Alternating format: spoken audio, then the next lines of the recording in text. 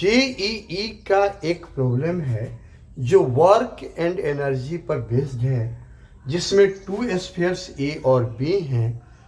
दोनों दोनों कॉन्सेंट्रिक हैं और दोनों फिक्स्ड स्फीयर्स हैं। उनके बीच जो स्पेस है उसका विड्थ डी है, दिया हुआ है इसमें, विड्थ उसका डी है। ये जो बॉल है एक ठो, इसमें इस बॉल का डायमीटर इस विड्थ डी से स्लाइटली स्मॉलर है, और इस बॉल को यहाँ सबसे टॉप मोस्ट पॉइंट पर रखा गया है, मतलब स्पेस में ही सबसे हाईएस्ट पॉइंट पर रखा गया है।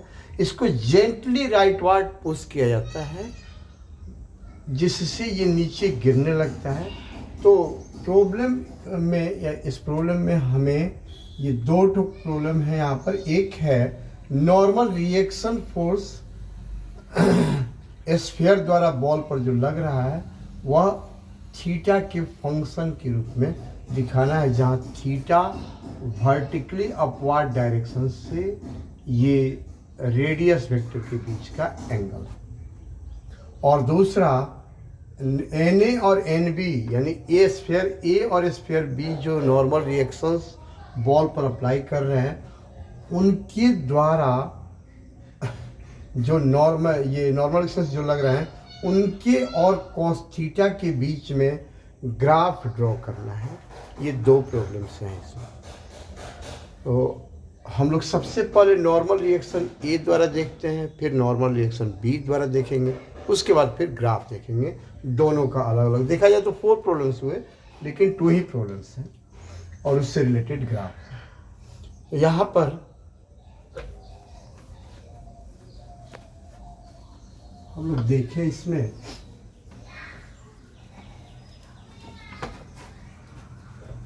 फिगर को बड़ा कर देते हैं ताकि स्पष्ट हो जाए फिगर।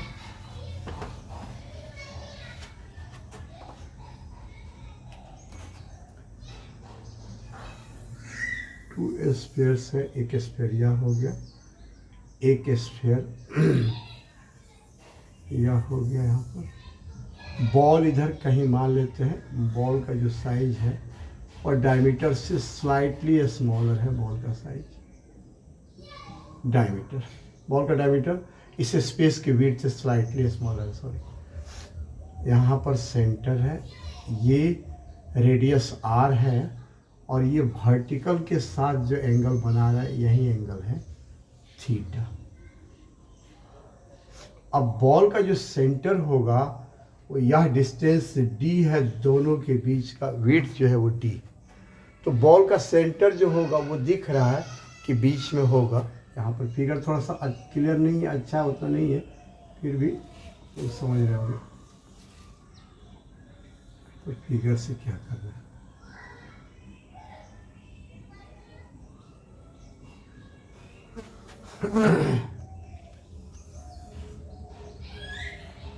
हाँ ठीक है। अब यहाँ पर यह जो सिचुएशन है इसमें नॉर्मल रिएक्शन हमें देखने हैं। यहाँ पर नॉर्मल रिएक्शन देखेंगे तो बॉल पर एक इसका अपना वेट mg वर्क कर रहा है, एक नॉर्मल रिएक्शन यहाँ पर वर्क कर रहा है रेडियस के अलोंग ही, इसके along normal reaction n।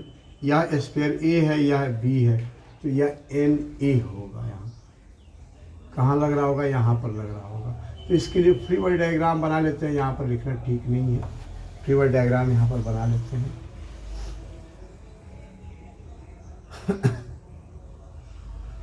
mg force vertically downward है, ये वर्टिकली अपवर्ड डायरेक्शन है ये,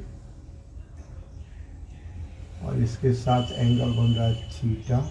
ये नॉर्मल रिएक्शन का na का डायरेक्शन, और जो एक्सेलरेशन होगा वह सेंटर की ओर होगा, यानी नॉर्मल रिएक्शन के अपोजिट डायरेक्शन होगा एक्सेलरेशन का। सेंट्रीपेटल एक्सेलरेशन AC होगा। तो हम लोग देखें यहाँ पर सेंटर की ओर यह एंगल थीटा है, यह एंगल भी थीटा हो गया। तो सेंटर की ओर F = ma अप्लाई करेंगे टुवार्ड्स सेंटर मतलब टुवार्ड्स सेंटर, AC के अलोंग।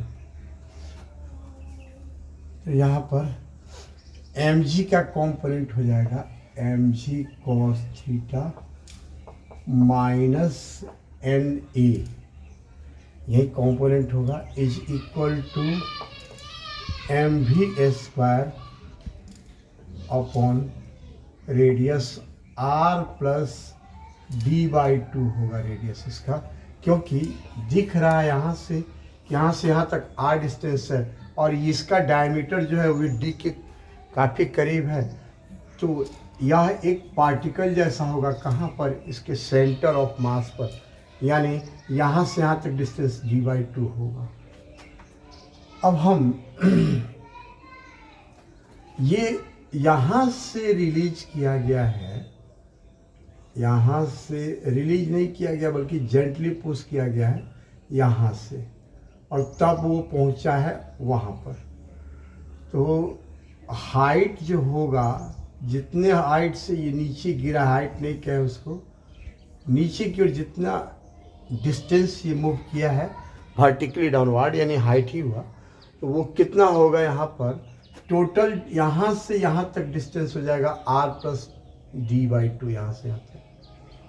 और यह भी डिस्टेंस यहाँ से यहाँ तक r है, पूरा यहाँ से देखेंगे यहाँ तक तो r प्लस d/2 होगा, r प्लस d/2 होगा। कहाँ से कहाँ तक, ये यहाँ से लेकर के यहाँ तक। हम लोगों को यह डिस्टेंस देखना है, तो r plus d/2 cos theta हो जाएगा। तो यह हाइट मिल जाएगा, कितने हाइट से नीचे गिरा है ये, और जितने हाइट से नीचे गिरा है यानी उतना उसके अकॉर्डिंग पोटेंशियल एनर्जी इसका डिक्रीज हुआ है, तो उतना ही काइनेटिक एनर्जी इंक्रीज हुआ है। और जेंटली पुश किया गया है, इसका अर्थ फोर्स नहीं लगाया गया, बस उसको पुश कर दिया गया है ताकि गिरना शुरू करे, जिससे इनिशियल वेलोसिटी इसका 0 हो। तो हम लोग यहाँ पर देखें बाय एनर्जी कंजर्वेशन, तो mg हाइट के जगह पर लिख सकते हैं r प्लस d/2 यहाँ से यहाँ तक डिस्टेंस, और उसमें से यह r plus d/2 cos theta हो जाएगा, यह डिस्टेंस ये हो जाएगा r plus d/2 cos theta, यह डिस्टेंस होगा। कहाँ से कहाँ तक, यहाँ से यहाँ तक, ये cos थीटा होगा, यहाँ से लेकर के यहाँ तक। तो पूरे r प्लस d/2 में से r plus d/2 cos theta को सब्ट्रैक्ट कर देंगे तो मिल जाएगा यह distance mg into r plus d/2 minus r plus d/2 cos theta, यही डिस्टेंस हो जाएगा हाइट का, इज इक्वल टू उतना ही यहाँ पर kinetic energy half mv square मिलेगा। ठीक है, इसको मिटा देते हैं, इसका रूल ख़त्म है। अब हमें फाइंड करना है, m तो खैर ख़त्म हो जाएगा, लेकिन m को ख़त्म नहीं करना, क्योंकि m का यहाँ m के फॉर्म वैल्यू है, mv स्क्वायर का वैल्यू यहाँ से फाइंड कर लेते हैं। mv square by r plus d/2 ही यहाँ मिल जाएगा, r प्लस d/2 कॉमन होगा, उसको राइट साइड भेज देते हैं, तो लेफ्ट साइड क्या बचेगा, mg 1 माइनस cos थीटा बच जाएगा लेफ्ट साइड यहाँ, इज इक्वल टू हो जाएगा mv square by r plus d/2, ये जो वैल्यू आया उतना ला दिए, लेकिन यहाँ 1/2 है तो 2 को इधर लेफ्ट साइड भेज देंगे, तो 2mg 1 minus cos theta is equal to this much हो जाएगा। इसी वैल्यू को इसे पुट कर देंगे, इसको फर्स्ट और इसको सेकंड दे करके फ्रॉम 1 and 2 कर देंगे, फ्रॉम 1 and 2 मतलब राइट साइड दोनों का सेम है तो लेफ्ट साइड भी दोनों का सेम होगा। तो mg cos theta minus na is equal to 2mg 1 minus cos theta. तो na को राइट साइड भेज देते हैं, बाकी सबको लेफ्ट साइड ला देते हैं यहाँ पर। तो na राइट साइड जाएगा तो इधर mg cos theta minus 2mg 1 minus cos theta is equal to na, और N A is equal to यहाँ -2mg अब +2mg cos थीटा, तो 2mg cos थीटा और mg cos थीटा, यहाँ पर 3mg cos theta, 3mg cos theta यहाँ पर दिख रहा है, 2mg cos theta plus 3mg cos theta, यहाँ पर -2mg, N is equal to mg को कॉमन ही रहने देते हैं, तो 3 cos थीटा -2, यही आ जाएगा नॉर्मल रिएक्शन ए द्वारा जो लगेगा, ए स्क्वायर द्वारा जो लगेगा बॉल पर वही हो जाएगा, N A is equal to mg 3 cos theta -2। अब ये ग्राफ जब ड्रॉ करना होगा तब इस पर सोचना पड़ेगा कि ये कहाँ पर जीरो होगा, cos थीटा का वैल्यू दिख रहा है यहाँ पर 2/3 रखेंगे तो जीरो आ जाएगा ये वैल्यू, यानी वो इसके सरफेस को छोड़ देगा और वो जब इसके सरफेस को छोड़ेगा तो इसके सरफेस के कांटेक्ट में आ जाएगा। तो वो ग्राफ बनाते समय देखेंगे, अभी तो फिलहाल यहीं रिलेशन लिख देते हैं, N A is equal to mg into 3 cos theta -2, यही रिलेशन यूज करेंगे। अब हम लोग देखें कि B द्वारा नॉर्मल रिएक्शन कैसे लगेगा। तो जब A से कांटेक्ट टूटेगा तो B से कांटेक्ट उसका हो जाएगा, तो NB फाइंड कर लेंगे यहाँ पर, NB कितना है। इसके लिए यही ध्यान रखेंगे कि cos थीटा इक्वल टू 2/3 जब पुट करेंगे तब जाके ये जीरो हो जाएगा, Na जीरो होगा और उस समय उससे सम कांटेक्ट हो जाएगा, किससे, B से। तो B से जब कांटेक्ट होगा तब उस सिचुएशन में ये फिगर को थोड़ा सा चेंज कर देते हैं, ये यहाँ पर अब ये जाके इसके साथ अटैच हो जाएगा, अब यहाँ से जोड़ देते हैं इस फिगर में, यहाँ से इसी फिगर से काम चला लेंगे हम। जस्ट इससे जब हटेगा तो उससे जाके ऐड हो जाएगा, उससे जाके कांटेक्ट में आ जाएगा B से। तो हम लोग यहाँ पर देखें तो अब क्या सिचुएशन बनेगा, अब नॉर्मल रिएक्शन कहाँ की ओर होगा, अंदर की ओर। नॉर्मल रिएक्शन कहाँ की ओर होगा, इसके द्वारा इस पर नॉर्मल रिएक्शन जो लगेगा अंदर की ओर लगेगा।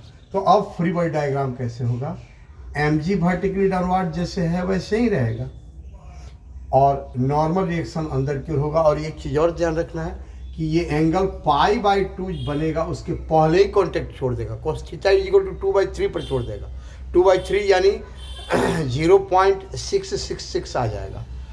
तो 0.666 इसका अर्थ क्या है कि cos π/2 जो होता है वो तो जीरो होता है, वो 0.666 पर ही आएगा, वो 1/√2 से थोड़ा सा 45 डिग्री एंगल से थोड़ा सा ज़्यादा पर ही कांटेक्ट छोड़ देगा यहाँ। तो हम लोग यहाँ पर क्या करेंगे, ये फिगर तो ऐसा ही रहेगा, 90π/2 से पहले ही बनेगा। तो अब क्या करेंगे, यहाँ पर ग्राफ कैसे बना, ये फिगर कैसे, फ्री बॉडी डायग्राम बना के तब ग्राफ बनाएंगे। तो ये mg नीचे हो गया, नॉर्मल रिएक्शन भी कहाँ होगा, कांटेक्ट सरफेस के परपेंडिकुलर, NB इधर की ओर हो जाएगा और एक्सेलरेशन, सेंट्रीपेटल एक्सेलरेशन भी इधर ही होगा। और ये जो वर्टिकल के साथ एंगल बना रहा है ये एंगल थीटा ही है, ये एंगल, तो यह एंगल थीटा है तो यह एंगल भी थीटा हो जाएगा। तो अब इस सिचुएशन में हम लोग चलेंगे mg के अलोंग सारे फोर्सेस का कंपोनेंट। तो NB का अपना NB हो जाएगा, mg का mg cos थीटा हो जाएगा, दिख रहा है यहाँ पर, is equal to mass mi into centripetal acceleration v²/r+d/2, वो सेम सिचुएशन होगा यहाँ पर। तो यहाँ क्या आ जाएगा, NB इज इक्वल टू आ जाएगा, वैल्यू पुट कर लेंगे पहले mv² वही जैसे उसमें फाइंड किए थे, mv²/r+d/2 का वैल्यू से फाइंड किए थे, वो आ गया था mg इंटू r+d/2 कॉमन हो जाएगा, 1 - cos थीटा आ जाएगा। तो यहाँ भी वही वैल्यू लिख देंगे, NB + mg cos थीटा, पहले लिख देते हैं value, NB + mg cos theta is equal to, यहाँ आ गया था mg r+d/2 1 - cos थीटा यहाँ पर आया था, ठीक है ना। यहाँ पर हाफ एम वी स्क्वायर आ जाएगा, तो ये 2 mg आया था ये, और वो भी जब r plus D by to नीचे आ गया था तो यहाँ पर आ गया था, 1 मिनट इसको देख लें हम, r plus D by to नीचे कम ले था, हाफ एम वी स्क्वायर का वैल्यू आया था वो mg इंटू, जो यहाँ देख लेते हैं, लिख देते हैं, mg into r plus D by two 1 minus cos theta, ये आया था 1 minus cos theta is equal to half M we square, यह वैल्यू। तो इसमें से हम M we square by are plus D by two को कॉमन ले लिए थे, तो इधर आ गया था 2mg 1 minus cos theta is equal to m we square upon r plus D by two, ये m we square by are plus D by two यही आ गया यहाँ पर। तो इसमें 2mg 1 माइनस कॉस थीटा आया था, तो वही वैल्यू यहाँ लिख देते हैं, N B plus 2mg 1 minus cos theta, ये किसका वैल्यू आया था, इसका वैल्यू आया था। पहले तो mg cos थीटा रहेगा यहाँ पर, तो mg cos थीटा जैसे वैसे लिख देते हैं, is equal to 2mg 1 minus cos theta. अब nb का वैल्यू हमें फाइंड करना है, तो nb इज इक्वल टू हो जाएगा 2mg 1 minus cos theta minus mg cos theta. अब इसका फ्री बॉडी डायग्राम का कोई रोल नहीं है, इसको मिटा देते हैं।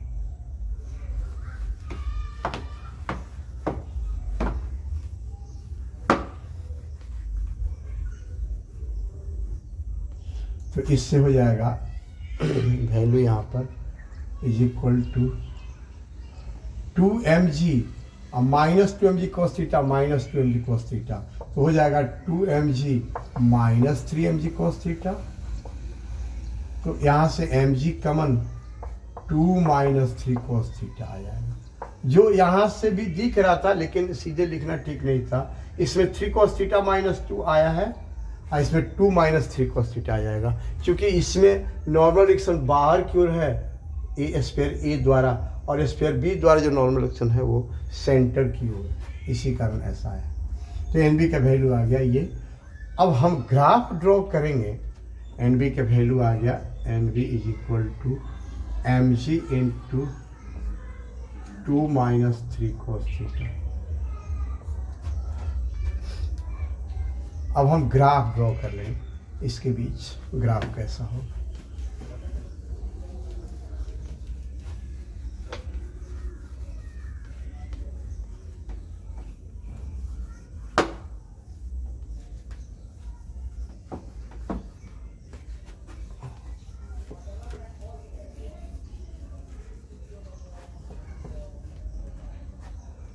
ग्राफ को मैं cos थीटा को, क्योंकि cos थीटा पर डिपेंड कर रहा है, उसी के फंक्शन में लिखना है। तो वैसे क्वेश्चन में cos थीटा के फॉर्म में दिया भी है, एक्स एक्सिस के अलॉन्ग cos थीटा लेना है, मतलब हॉरिजॉन्टल डायरेक्शन में cos थीटा। तो यहाँ पर cos थीटा ले लेंगे हम लोग। अब NA के लिए ग्राफ देखें, तो इस पर NA कर देते हैं, NA।